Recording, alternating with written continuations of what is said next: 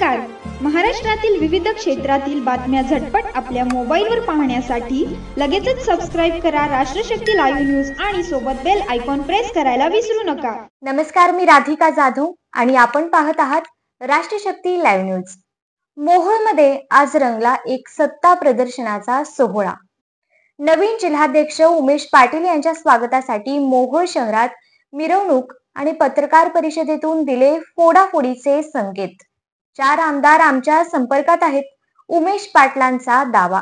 आज प्रथमच आपल्या गावी मोहोळमध्ये दाखल झाल्यानंतर उमेश पाटील यांनी पक्षांतर्गत ताकद दाखवत पत्रकार परिषद घेतली आणि त्यातच एक खळबळजनक वक्तव्य केलं. राष्ट्रवादी काँग्रेस शरद पवार गटाचे सोलापूर जिल्ह्यातील 4 आमदार आमच्या संपर्कात आहेत. या वक्तव्यामुळे सोलापूर जिल्ह्यात पुन्हा एकदा फोडाफोडीच्या राजकारणाला उधाण येण्याची शक्यता व्यक्त केली जात आहे.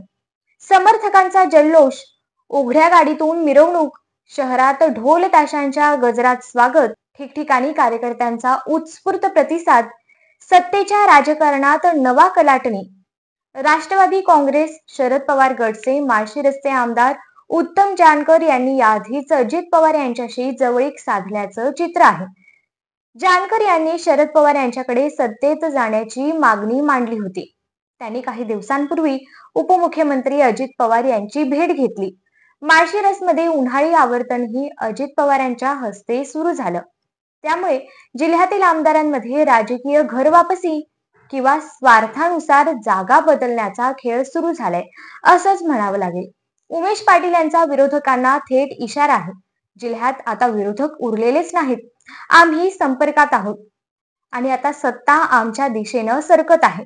त्यांच्या वक्तव्यामुळे सोलापूर जिल्ह्यातील विरोधकांच्या गोटात खळबळ, तर अनेक नेत्यांची भूमिका सध्या प्रतीक्षावस्था घेऊन पाहिली जात आहे. पुढील पावले काय?